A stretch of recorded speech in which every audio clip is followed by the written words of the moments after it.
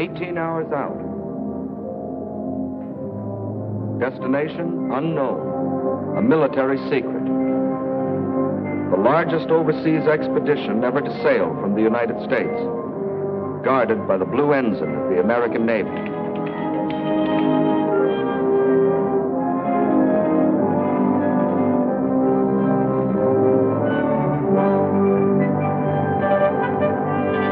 Southwards from Britain, some 3,000 miles away, an even greater convoy, twice the size, moves in its appointed place across the seas, shielded by the white ensign of the British Navy. Destroyers in close support, cruisers on the flanks, and beyond the horizon, the battleships. From the decks of aircraft carriers, and from the shore, planes of the Fleet Air Arm and Coastal Command patrol the skies and search the seas. Advance outposts of an elaborate protective screen. East-northeast, the American convoy. Southwest by west, the British.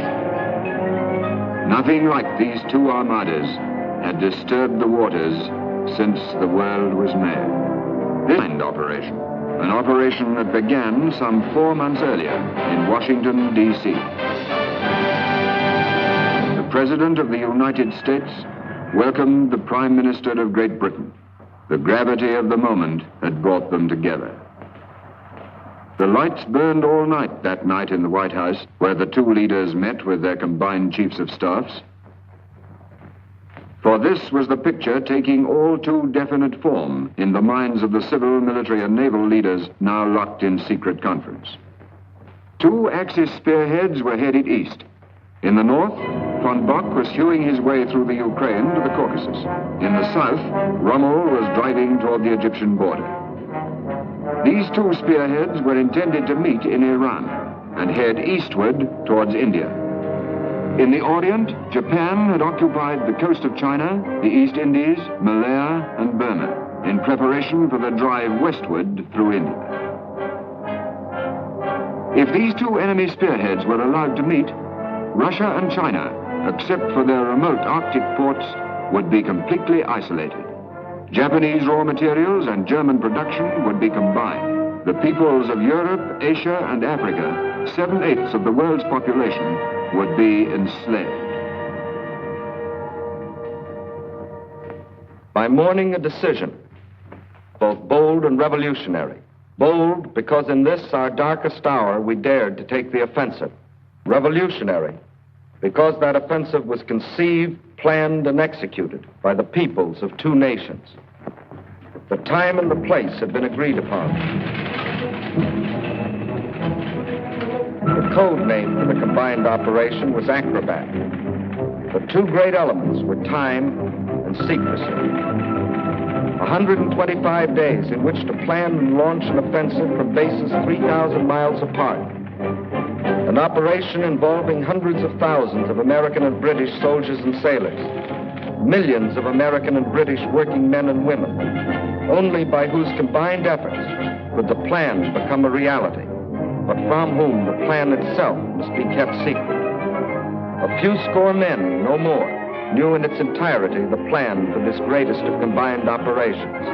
In London and Washington, British and American officers were placed at adjoining desks to work through the days and nights of grinding toil that lay ahead. And gradually, in the enforced daily intimacy, men grew to know and respect each other. Thus was born the relationship out of which an Allied army came into being. To them came hourly reports on the vast undertaking of forging the striking weapon. It was a race against time.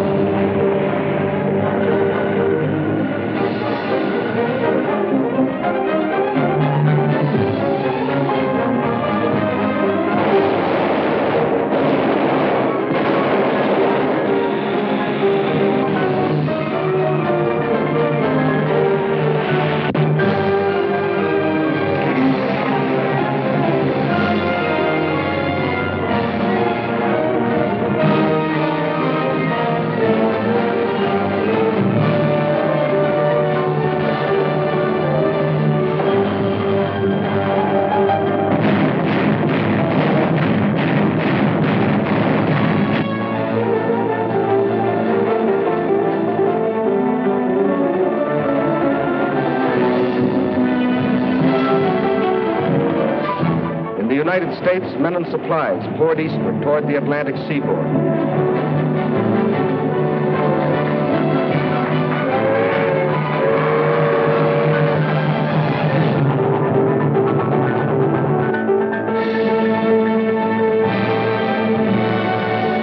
In Britain also, by road and rail, an army was on the move.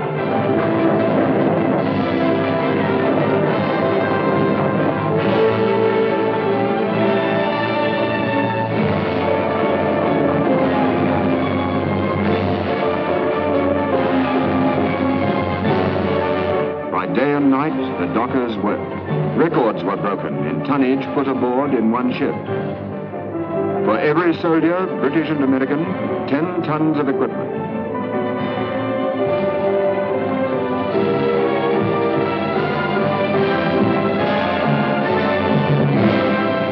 On both sides of the Atlantic, the effort was tremendous.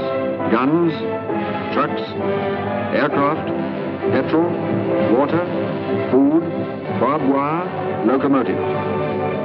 Of ammunition alone, we shipped 520 different kinds.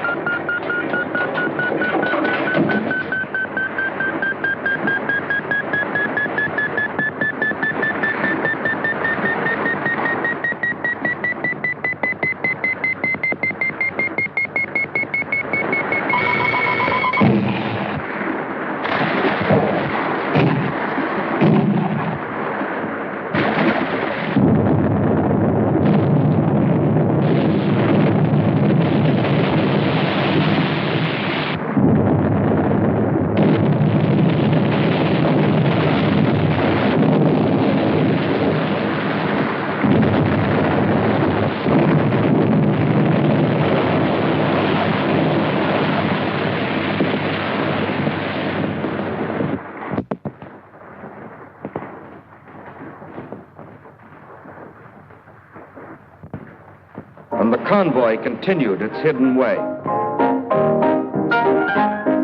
My name's McAdams, Joe McAdams, Kansas City, Kansas. Private, first class. I was on one of those ships you're looking at. Part of the biggest show on earth and didn't know it. Too darn many ships to see all at once. Well, we've been hollering for action. Now we were going to get it. But we didn't know where. Norway, France, Italy, China.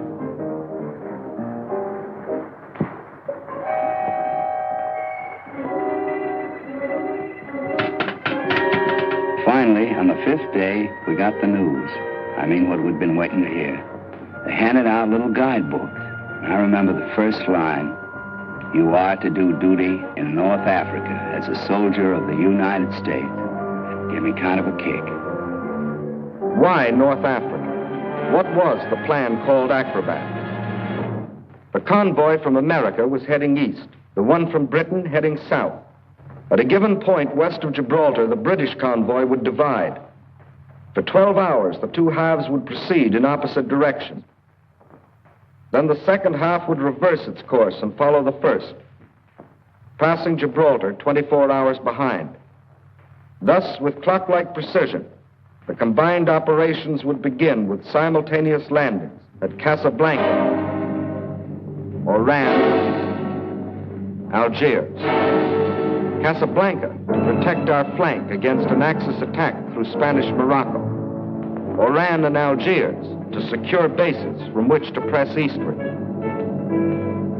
Then the occupation of Tunisia, from which we could cut Rommel's supply lines across the Mediterranean. Next, to trap and destroy Rommel's Africa Corps between our allied forces and the British 8th Army. Thus, one arm of the Axis pincer would be amputated, and supply lines round the Cape of Good Hope would be shortened by half through winning control of the Mediterranean. North Africa would be ours, with bases from which to stab at the heart of the Axis citadel. Those were the main objectives of the plan called Acrobat. In both convoys, the men kept fit, now knowing the task that lay ahead. For most of them, this voyage was a new experience. They'd never been so far from home before. That's certainly true of me. My name's George Metcalf. I was a greengrocer in Civvy Street. We had a shop a long time. Only we're a military family, really. My dad was at Passchendaele and I was at Dunkirk. Never met such a collection of blokes as we got on this ship. Chaps from Glasgow, New York, London, Melbourne, Cape Town, Montreal, Chicago, Birmingham, Wellington, Bethnal Green, the whole issue. I reckon it's about time this team of internationals got cracking. When I was peeling spuds just now, I made up quite a letter to my girl, all about the way these ships zigzag and about flying fish and whales. Of course, we haven't seen any yet, but I reckon she'll like to know I'm enjoying myself. And now I got something else to tell her, too. The best news for a long time. They just put it up on the ship's board.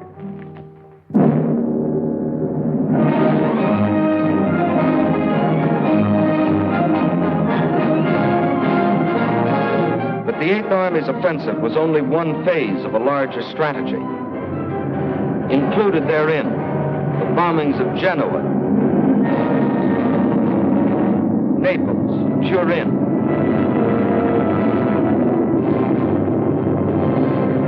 bombings of the Renault factory, turning out Rommel's tanks. All these are part of the plan called Acrobat, of which the enemy still knew nothing. Nothing of the submarine trip to Africa by General Mark Clark, with a message to be smuggled into France.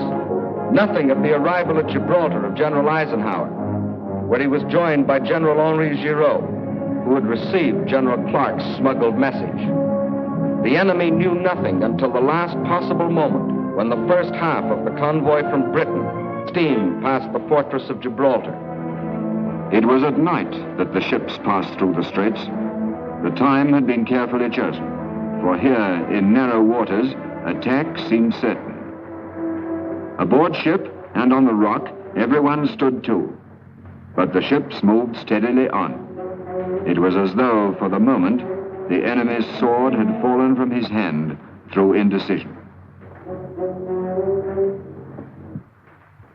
This time, it was in Rome and in Berlin that the lights burned all night. For the first time since the war's beginning, somebody else was calling the tune. But before the enemy could collect its wits or its forces, our ships lay, as planned, off their appointed destination.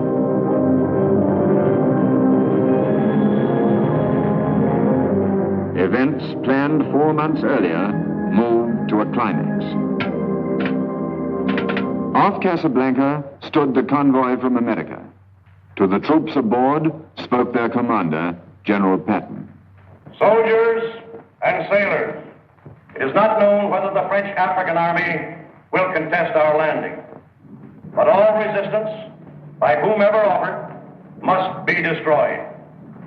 However, when any of the French soldiers seek to surrender, you will accept it and treat them with the respect due a brave opponent and future ally.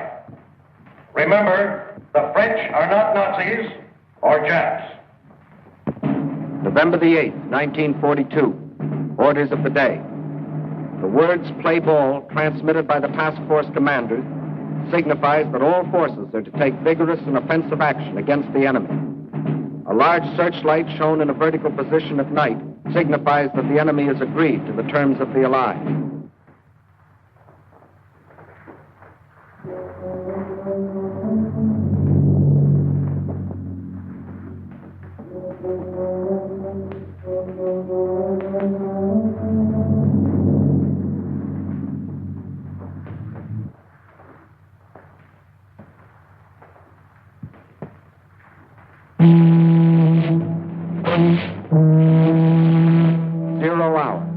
From America, the President broadcast by shortwave. We do not want your land. We fight a common enemy. From London, General Charles de Gaulle. Do not resist. From Gibraltar, General Giraud. We welcome the Allies to French soil. How would these pleas be answered?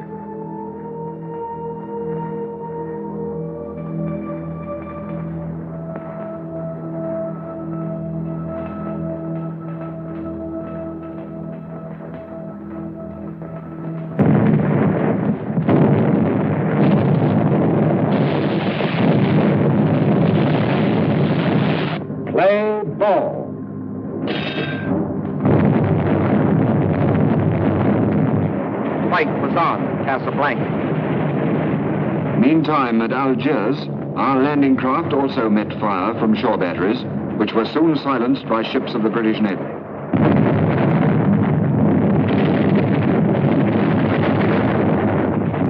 Here, too, the French troops ashore were asked by radio to indicate a friendly attitude by throwing their searchlight beams vertical. It wasn't long before, here and there along the coast, searchlights were seen pointing to the heavens. As dawn broke, fighter planes from Gibraltar, fitted with extra fuel tanks, took off without even waiting to hear whether the landing fields at Algiers had been captured. By 7 a.m., resistance at Algiers was finished. British and American troops had landed east and west of the city, penetrated 10 to 15 miles, and held the heights and all vantage points. In Algiers, on that famous November the 8th, was Admiral Jean Dallon, French Vice Chief of State under Marshal Pétain. It was after consultation with him that the French commanding general agreed to surrender the city. Meanwhile, at Oran,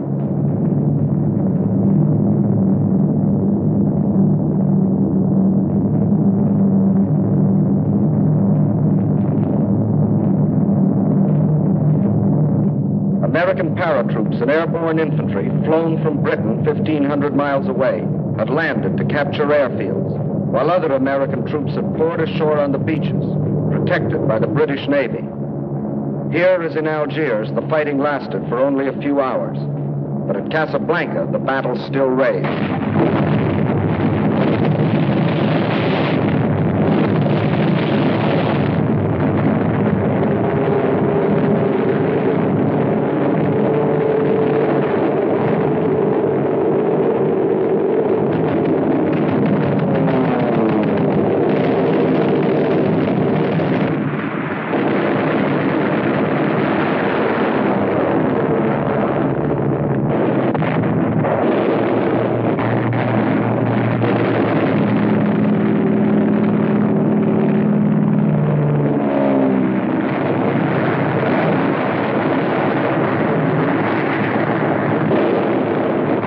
Batteries and the heavy guns of the French battleship Jean Bart and several cruisers, destroyers, and gunboats put out a devastating fire.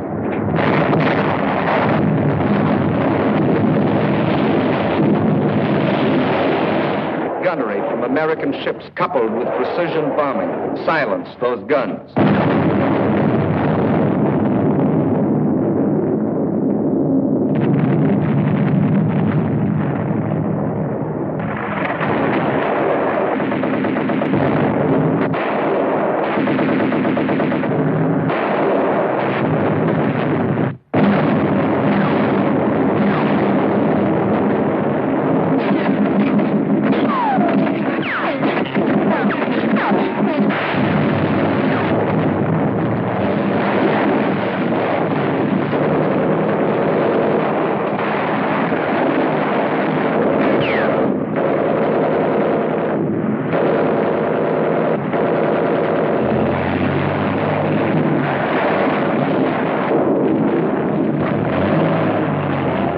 Striking inland from the beaches north and south of the city, shock troops cut the railways, other lines of communication, then converged upon the town.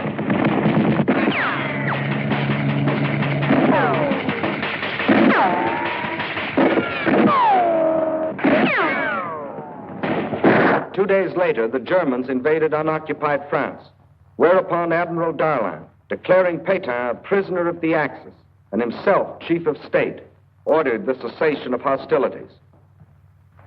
In proof of the surprise of our landings, German armistice commissions were caught flat-footed in each city.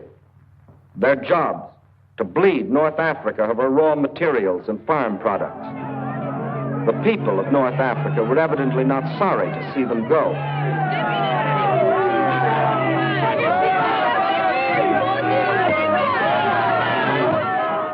Events moved swiftly. To Algiers came General Anderson, commanding the British First Army. General Giraud took command of the French land forces. United under General Eisenhower, they were ready to take the field. Once more, the tricolor, the Stars and Stripes, the Union Jack flew side by side.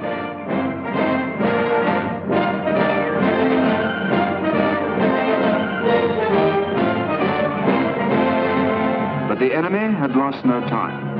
Across the Mediterranean, by sea and by air, he was pouring men and equipment into Tunis and Bizerta.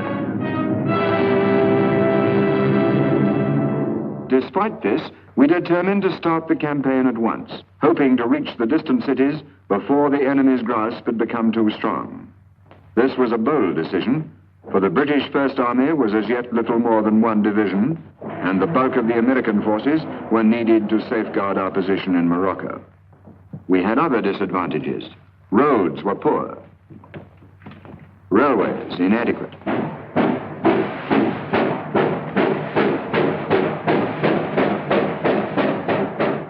The enemy beyond the mountains had short supply lines from Sicily and Sardinia.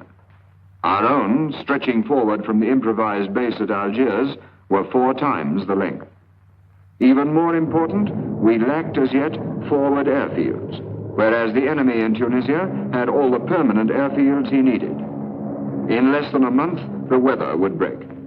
Could our slender force, in the last days of autumn, achieve a flashing success against time and a stronger enemy? With immense energy, the attempt was made. By road, Allied infantry, tanks, and artillery moved towards the hills. By rail went General Giraud's men with mules for mountain transport. By air flew British and American parachutists to capture suitable ground for airfields and the tactical points nearby.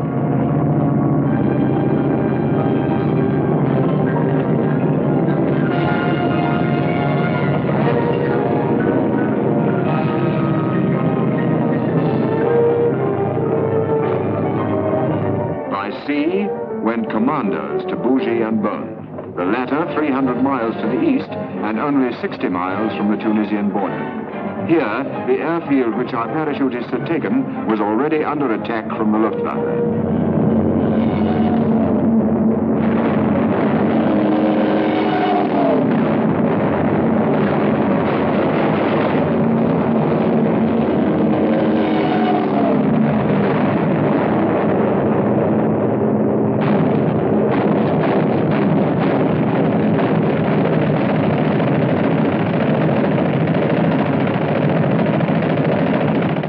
Our only permanent forward airfield and had to be fought for repeatedly. In 3 columns, we advanced towards Tunis and Bizerta. And still the enemy poured into Africa. By mid-November, 1,000 a day.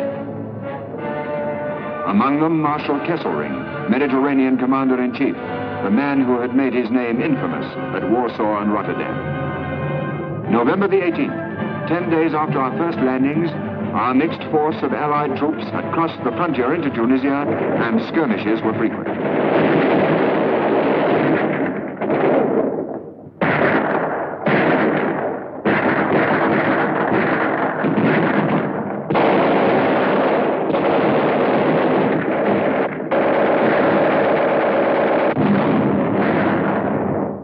On we went. Small units of French, British, Americans held up here, gaining there, fighting roads as well as Germans, but pushing on. By November the 22nd, we were in Béja, 450 miles on the road to Tunis. News came that 30 miles on, the French, under General Barré, were holding Meges el Bab against the Germans. The French were fighting stubbornly, equipped with little more than machine guns and rifles. General Anderson promptly moved to support them. Together, we held Meges, henceforth a pivotal point, and forced the Germans back. But now we went into the plains and were increasingly exposed to the enemy's more numerous tanks and aircraft.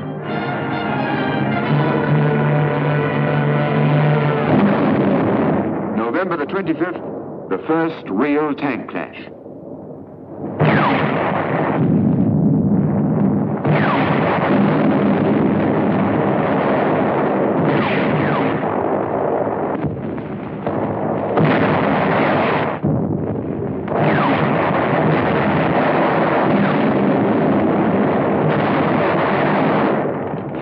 Enemy tanks destroyed, and the rest withdrew.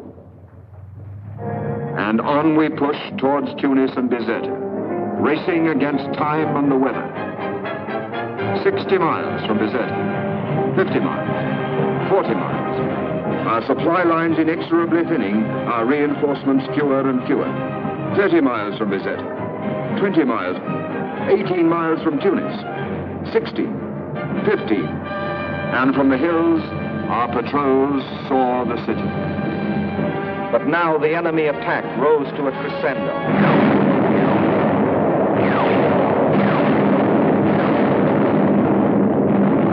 From the skies, a bombardment to which we had no adequate answer.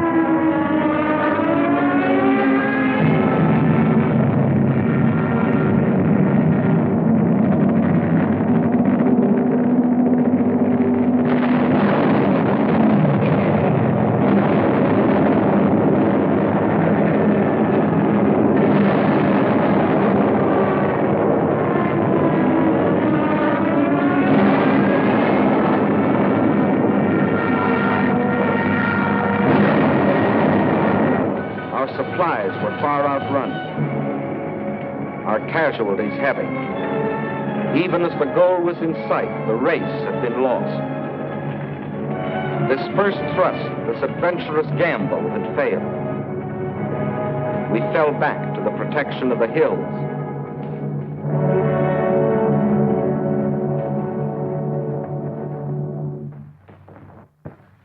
But even as we withdrew to regroup our forces, we encountered a new enemy. Winter was upon us. Our hastily improvised airfields were flooded, our planes earthbound.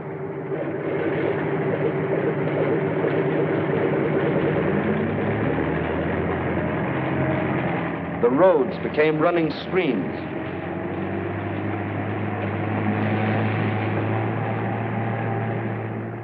Our tanks immobilized. All hopes of a quick victory had finally foundered in a sea of mud. But the race for Tunis and Bizerte had not been in vain. For our battle lines, now stabilized, ran south from Meges el Bab, through Usultia, Faid, Maknassi, and Gafsa, along the barrier ridge of mountains known as the Great Dorsal, which separated the German-occupied coastal plain from the mountainous regions to the west. German expansion was possible only through a series of passes traversing the Great Dorsal. And all through the winter months, we held those passes against incessant German attack.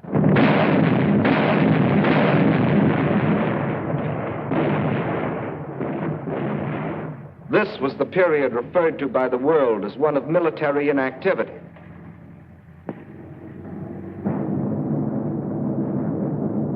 A period during which we sustained nearly half the total casualties incurred during the whole North African campaign. That's right.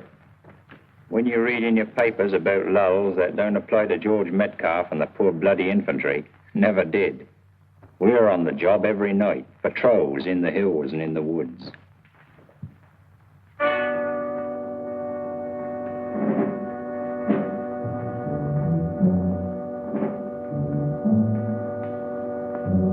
off we go with some Brens and Tommy guns and a few Mills bombs, and if we're lucky, we scupper a few Jerrys and bring a few prisoners in.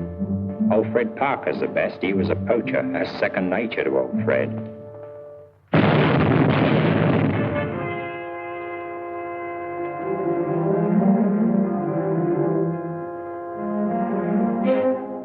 When we get back, we're camouflaged so you can't tell whether we're men or walking lumps of mud. We picked up about half Tunisia when we got back this morning. We just about scraped it off when we had to go out again at dusk and pick up the other half. Great life. You'd think mud would be different in Africa. Different from France, say. Old Fred says it weighs heavier here and don't smell the same, but me, I can't tell any difference. It turns white bread into brown just like the other stuff. Keeping the automatics and rifles clean is the worst. Old Fred's only got about half the tail of his shirt left. There's one thing we do thank God for, the mules. Fancy that, mules. If it wasn't for the mules, we'd just about starve. Not that we eat them, I don't mean that, but they bring up the rations, see? Nothing but mules or eagles could ever get here. Mud, just mud. I told my girl I'll stick to her like mud, and I can't say more than that. Whenever the fields were dry enough, our planes took off to tackle the Luftwaffe. Though still outnumbered, in 4 weeks they shot down 241 enemy aircraft, for a loss of 89 of our own.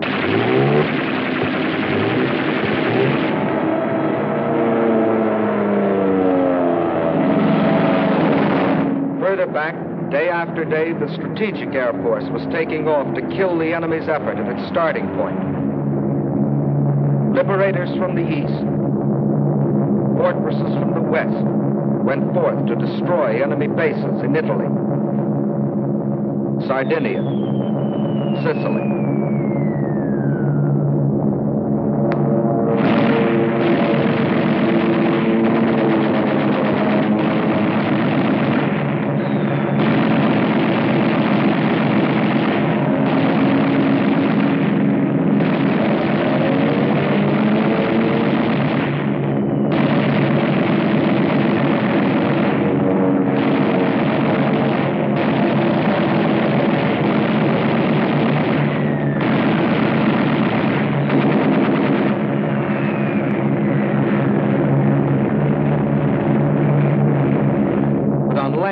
Offensive could be launched until spring. Against its coming, there was to be, on either side of the great dorsal, a building up of power.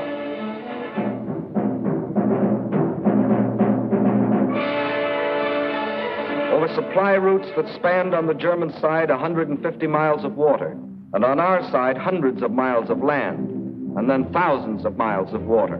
The longest assembly lines in the world were in operation, from the factories of the United States and Britain.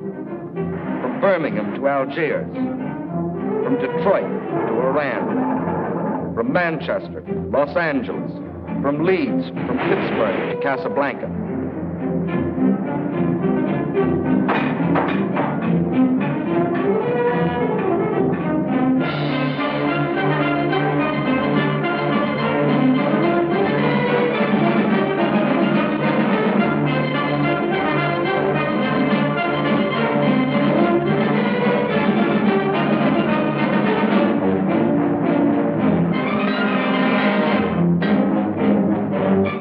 Trains were assembled on the spot, loaded with freight and sped forward. The South Atlantic became an airway as well as a seaway. From Brazil, flights of P-38s equipped with extra fuel tanks were flown across the seas. Each flight led by a flying fortress which provided navigation.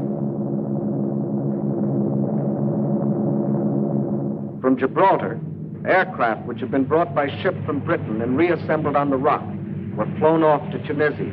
Nearly 1,500 planes reached the front by this route.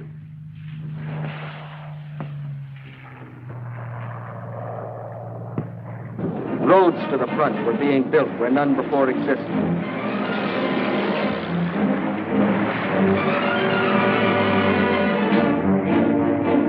On wet, still unfinished landing strips, giant planes sat down with cargoes of materiel.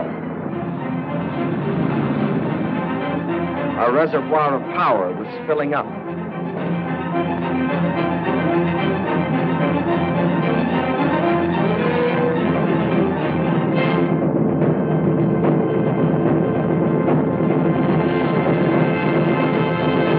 Tunisia was to be the theater of a major campaign, a campaign to be fought where Scipio had fought, and Hannibal, where already 3 times in history great armies had been destroyed between the mountains and the sea. These hills and plains were again to echo to the tempest of battle. Not now the trumpeting of elephants, but the crash of tanks and artillery. Not now an empire, but a way of life at stake.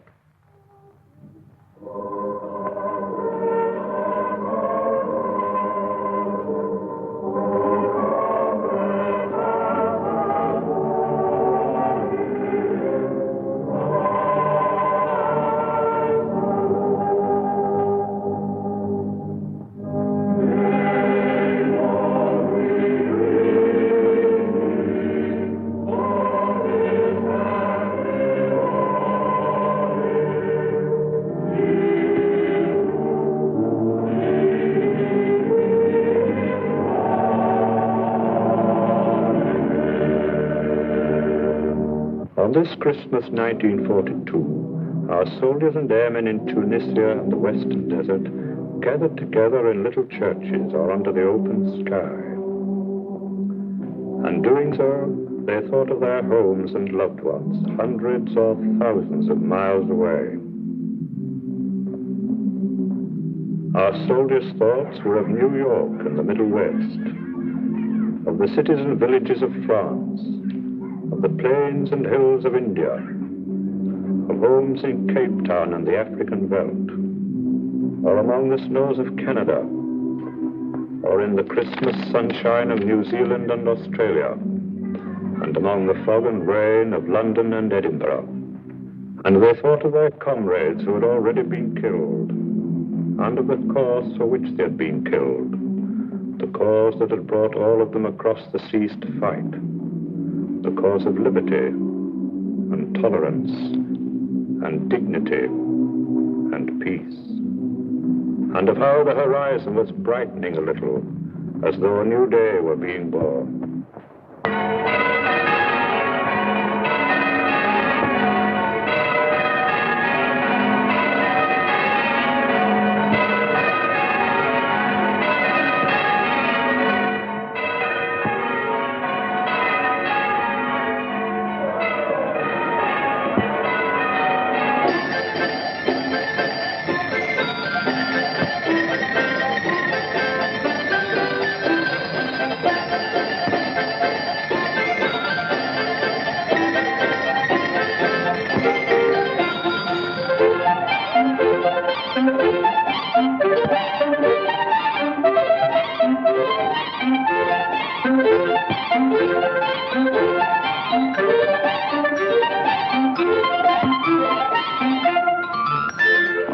Guys got packages at Christmas.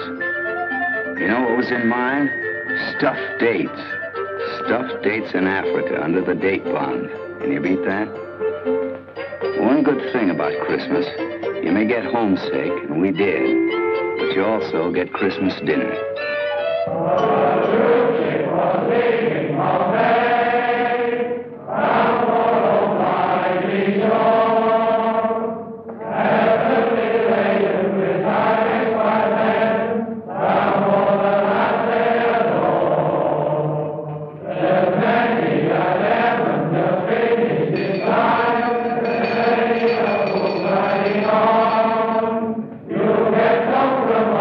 Inside of the ocean, so cheer up, my lad,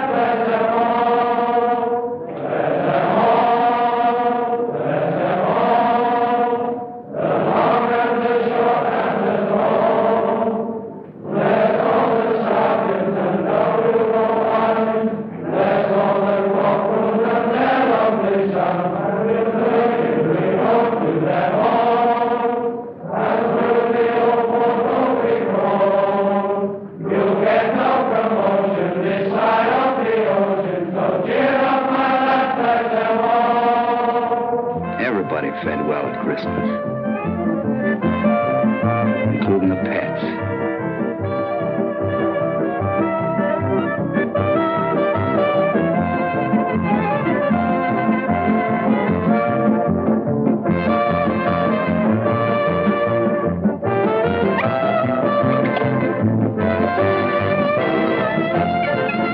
Along about now, we began to take notice of the kids. First off, they were kind of shy. But Arab kids are no different from the kids back home when it comes to candy.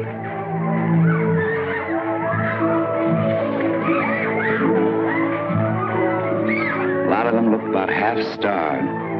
The Germans had picked the land clean. So we gave half our milk ration to the Red Cross.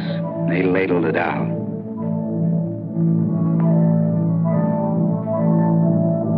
Off duty, we just roamed around, looked. And we saw some mighty strange sights.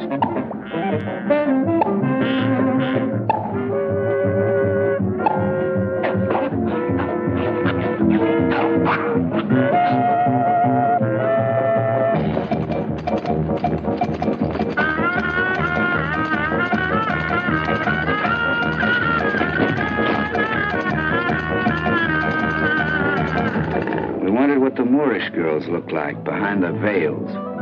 Wondering was about as far as we got. One Sunday, the middle of January, we were hanging around, catching up in the news from home, when we were rooted out for assembly. They told us to polish our brass and shine our leather. Some of us said, "What's the big idea?" Well, we found out. And you could have knocked me over with a tank. It was the Prez himself, riding along in a Jeep.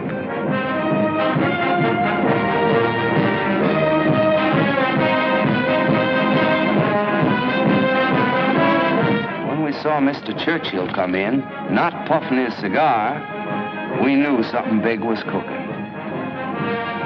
In a small seaside hotel at Casablanca, discussions began at once. Their purpose, to design the shape of victory in Africa and beyond. First, a meeting was arranged between Generals de Gaulle and Giraud, who had succeeded Admiral Darlan, assassinated a month earlier. Out of the meeting was to grow the union of the fighting French, who had never lost hope, and the French for whom hope had been reborn.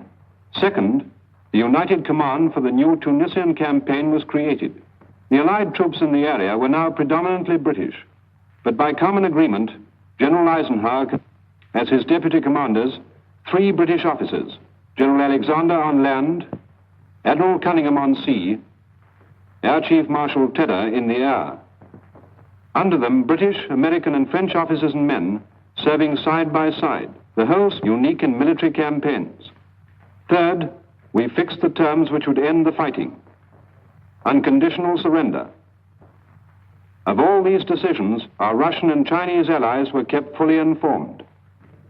The conference ended, Mr. Churchill flew on to Tripoli to greet the victorious 8th Army and explain its vital part in forthcoming events.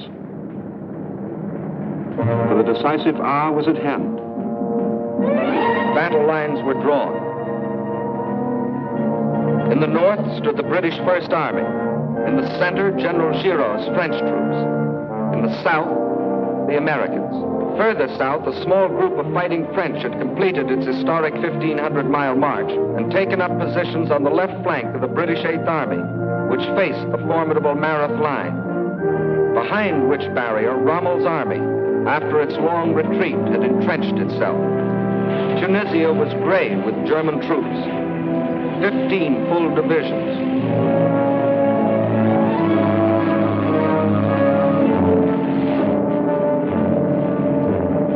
No scratch troops, these, but battle-wise veterans of Poland, France, the Balkans. They, together with 7 Italian divisions, were armed with the most modern types of equipment, including the newest fighters and bombers of the German Luftwaffe. The German orders were, hold Tunisia at all costs, keep control of the Mediterranean. Rommel, standing behind his Mareth line, saw that he must soon be faced with an attack in the rear from the Allied armies along the Great Dorsal, as well as an assault by the 8th Army at Mareth. He therefore struck first, in an endeavor to remove the menace behind him. On February the 14th, the blow was struck. Heavy armored columns burst out of Faid Pass in the mountain barrier and through into the valley beyond. In the face of their onslaught, Allied armor withdrew with heavy losses. By the 21st, the enemy had forced his way through the Kasserine Pass, and his armored columns were advancing in a three-pronged thrust. One main column aimed at Tabessa, our supply base in southern Tunisia, and another at Thala, key town in our lines of communication. Almost within sight of his objective, he was halted. American, British, and French forces all stood immovable against the final impact, and in counterattack, broke it, while Allied air power pounded Rommel's lines of communication and supply. The threat was ended. Advancing past destroyed German armor, we reoccupied Kasserine Pass, and by March the 17th, the original battle lines had been restored. As soon as Rommel saw that his westward thrust was doomed, he made an abortive attack south against the 8th Army. The Germans unveiled the new Tiger tank, the British the new 17-pounder anti-tank gun.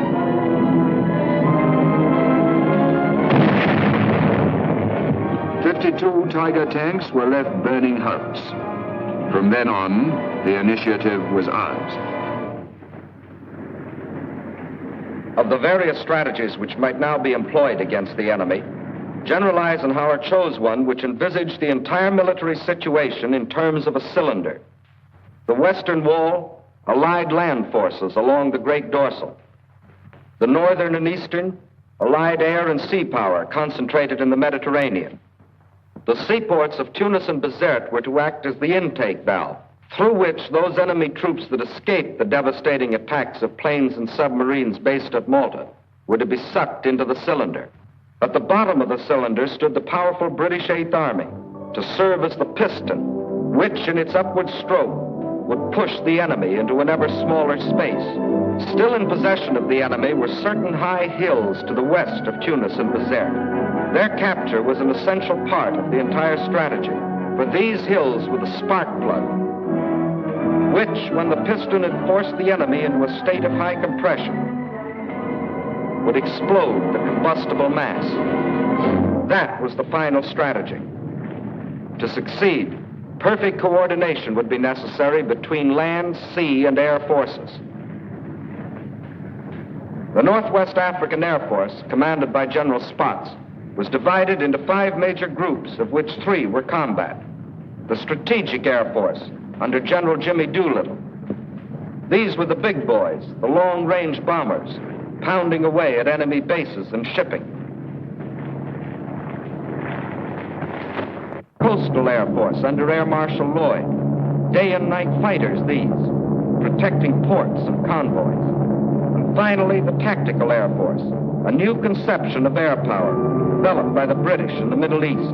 All fighters and attack bombers, British and American, were placed under one command so that we could strike with the full force of our flying artillery when and where it would do the most good. Air Marshal Cunningham in command of this group, and General Alexander in command of all ground forces, lived and worked side by side in a tent camp in the Tunisian mountains. Theirs was a complete partnership, and in it lay the pattern of ultimate victory. By the middle of March, the stage was set.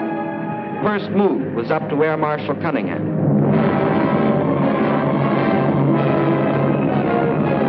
In a continuous 24-hour assault, the Mareth fortifications were pounded from the air.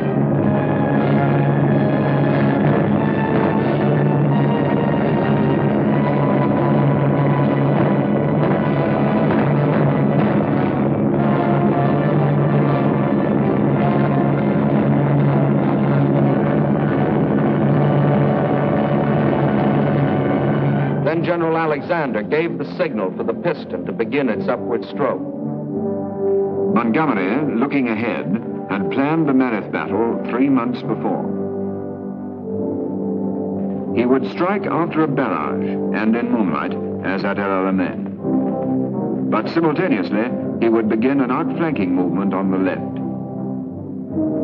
The frontal blow had to cross a gorge, the Wadi Zigzag, and create a bridgehead under cover of which tanks and artillery could cross the Wadi before the enemy's counterattack in force could be made. 3 days before the attack, it rained heavily.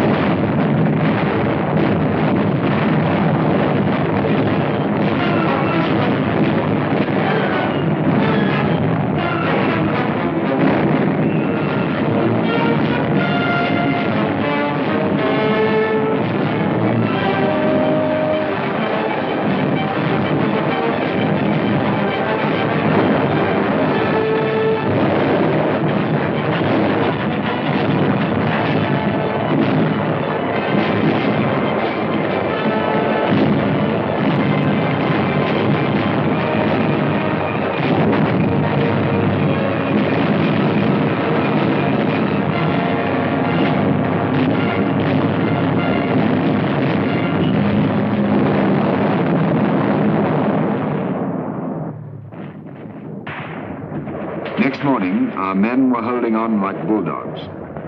Only 4 tanks had got across, but with these and their own arms, our infantry kept the bridgehead intact. The enemy, fearing another El Alamein, now withdrew armor from other sectors and threw it in.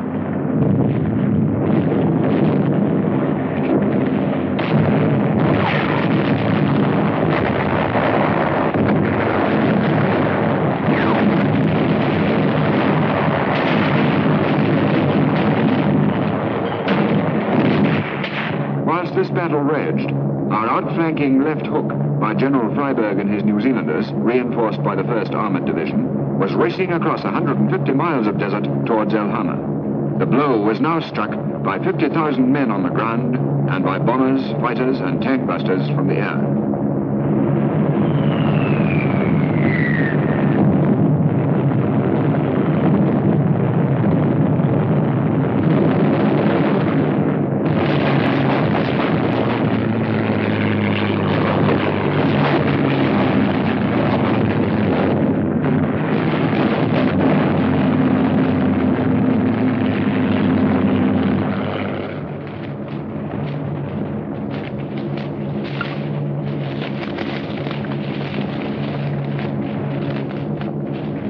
The Germans, pinned down by the Northumbrians at Mareth, moved their armor too late.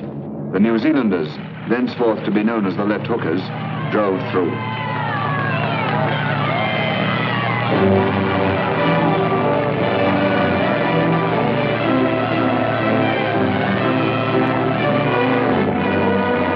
The Mareth line had been turned.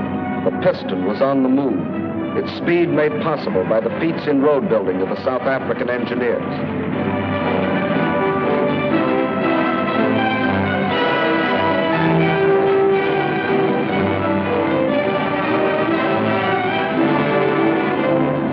Air and naval forces shelled and bombed all along the seawall. Our fighters struck at their transport planes, still pouring men in through the intake valve, knocking them out of the sky by the hundreds.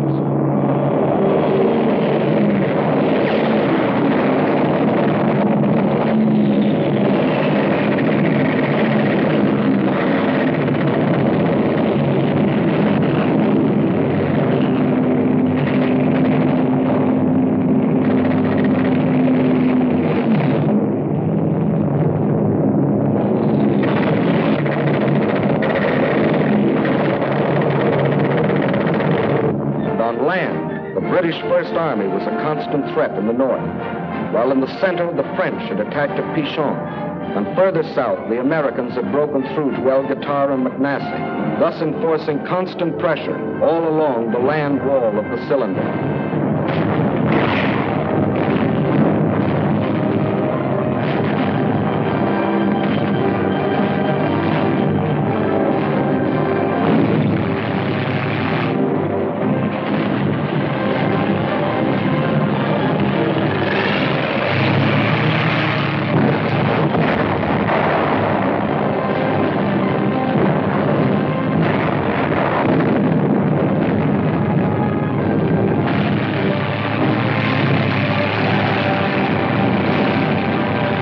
April 7th, and American patrols of light tanks striking eastward met patrols of the British 8th Army advancing northward.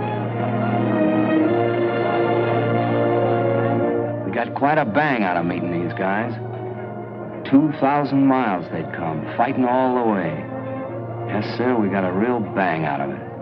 These are the guys that broke the back of the Africa Corps.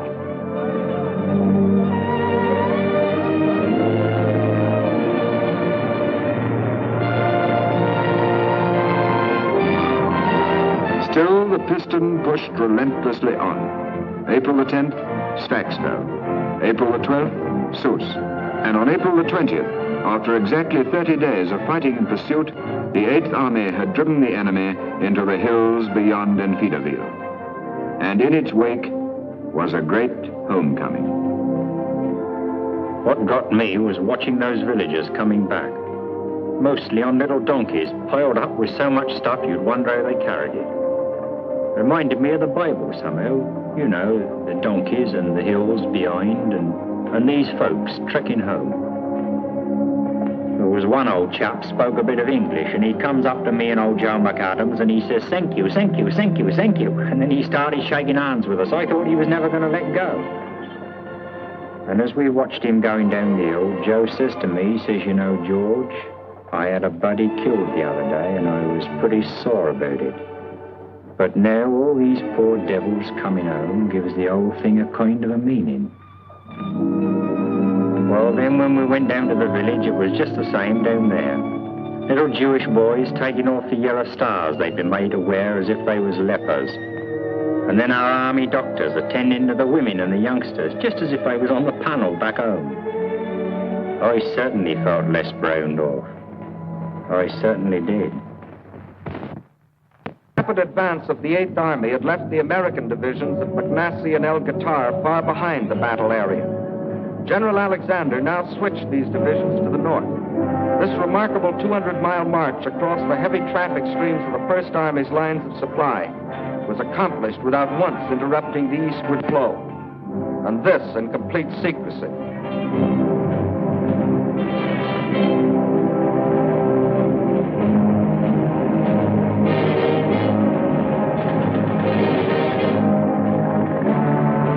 Piston had completed its upward stroke. The desired state of enemy high compression had been achieved. Now to capture the spark plug, the vital hills west of Tunis and Bizerte. This led to a number of major battles, of which 5 were typical. Hill 609, Longstop Hill, Goubelet Plain, Jebel Mansour, and Takruna. The 8th Army struck at Takruna. The French 19th Corps attacked Jebel Mansour.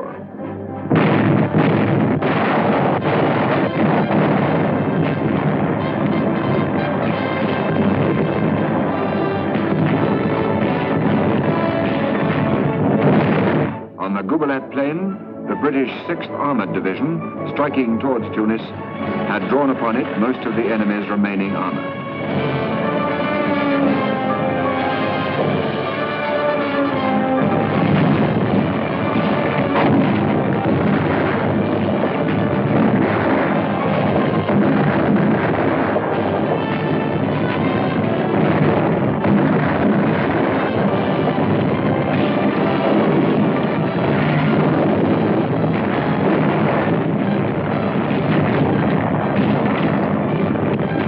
In 3 days of struggle, our main purpose was accomplished, the drawing to this battlefield of von Arnim's tanks and guns and their destruction. Meantime, the British 78th Division was pressing the attack on Longstop Hill.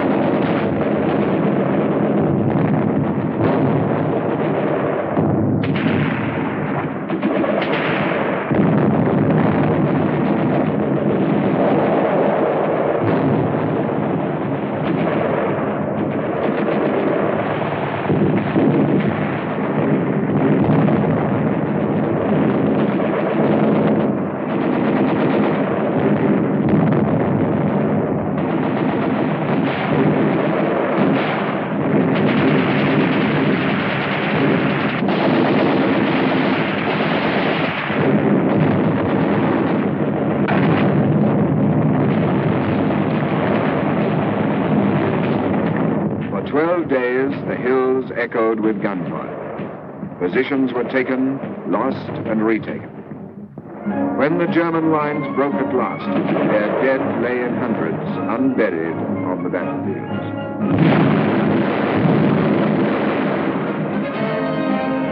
As our infantry went forward, engineers and pioneers built roads across the mountaintops for vital supplies to reach them.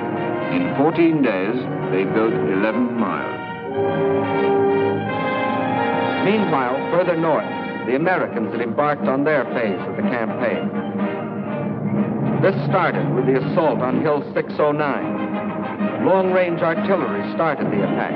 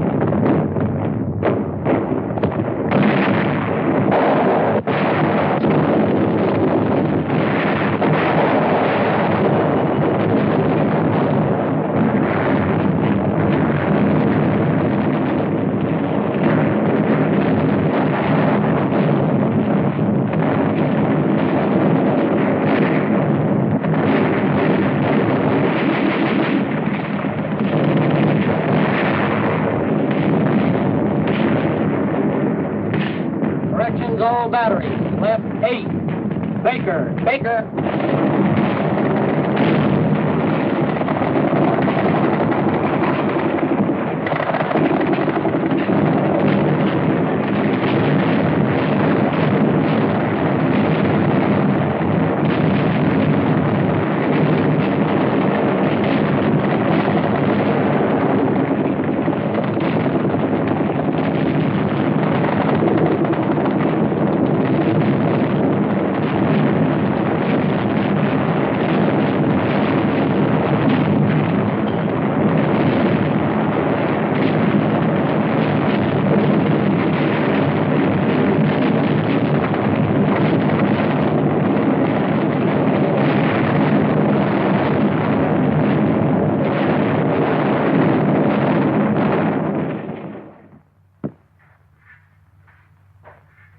We took Hill 609.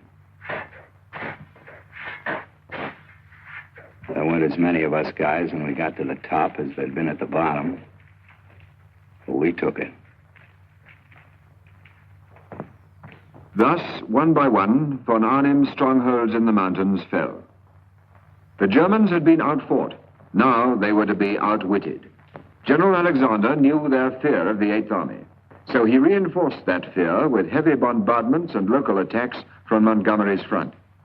At the same time, he secretly transferred the 4th Indian and the 1st and 7th Armored Divisions from the 8th to the 1st Army in the north, whence the main attack was to come. The spark plug was ours, and we were now ready to explode the combustible mass. Now to pour on the power. Now to give the apostles of power an education in the use of it.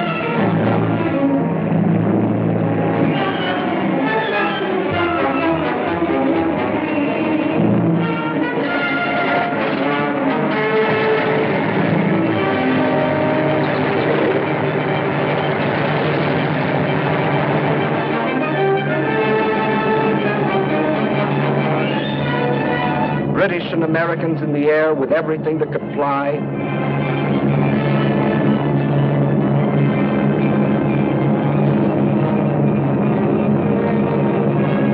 British and Americans on the ground with everything that could shoot.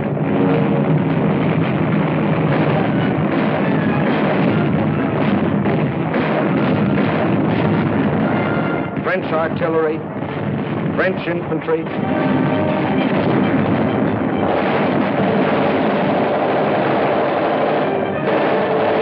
British Navy.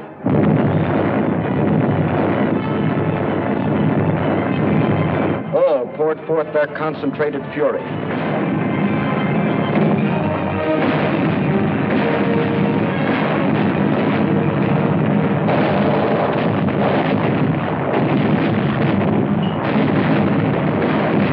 This was blitz warfare such as the inventors of the blitz had never dreamed of.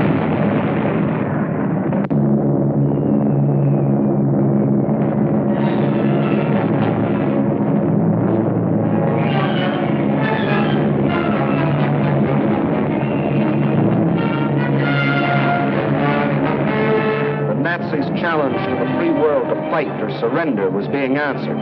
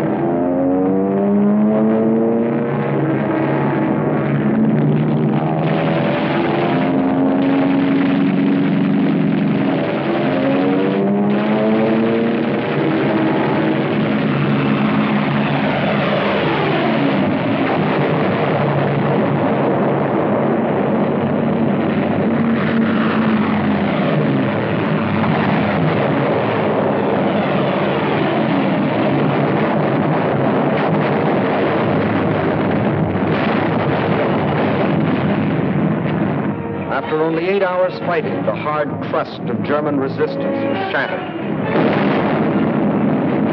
Our armor crashed through.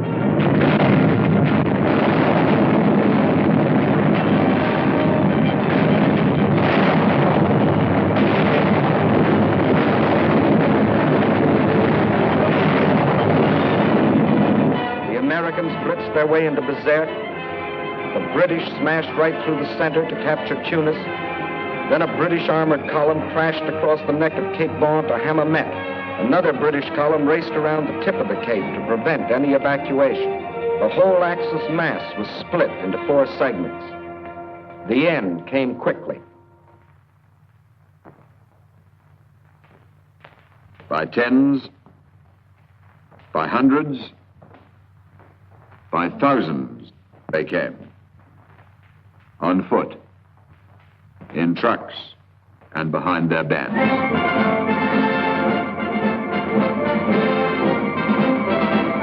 The greatest mass surrender of fully equipped troops in modern history. We had lost nearly 70,000 men, dead, wounded, and missing.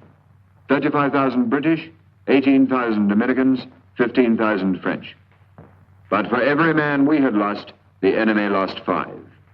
And at the end, 15 full divisions, 266,000 of their best men laid down their arms.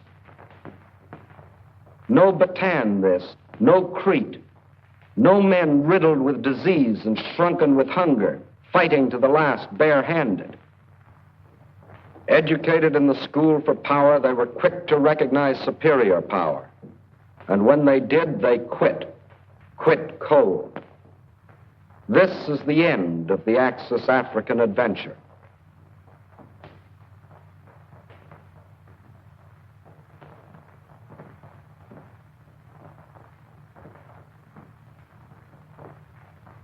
After all the racket, seems funny, don't it, Joe? So quiet. Yeah. What's biting you, Joe? I don't know. I can't help thinking all the hard work that went into those burnt-out tanks and half-tracks and airplanes. Gone for nothing. Had to be done. Oh, sure it did. But still in all, think of all the trucks and automobiles and things all that junk might have been. I know. Bloody shame. Just because he was told that he was a Superman. Well, he never figured things out for himself. Never argued the toss, same as we do. Too bad he didn't hear some of our arguments at the old Dog and Fox back home.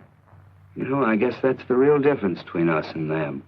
We argue the toss, as you say, and they don't. Yeah, and when you don't argue the toss anymore, you aren't half a man anymore. Right. You're just a blooming tool, like a spanner or a saw or a gimlet. Maybe they like it that way. Maybe they do, but suppose somebody tried to use you or me like that, Joe. Suppose somebody said, put that fella's eyes out or turn a hose pipe on that Jew or on that woman. Would we do it? What do you think? You and me, Joe, we may not always think alike, but we do think.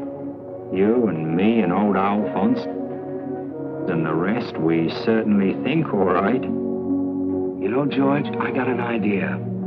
Why can't we, after the war, the same work gang, I mean, keep on swinging together? What couldn't we do?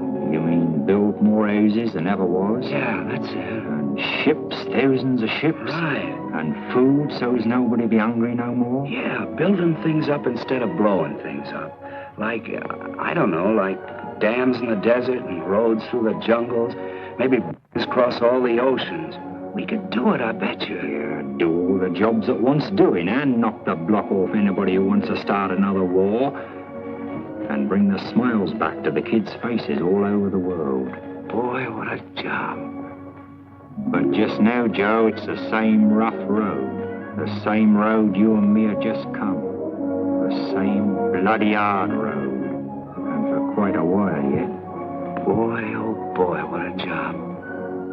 Bringing back the smiles to kids' faces.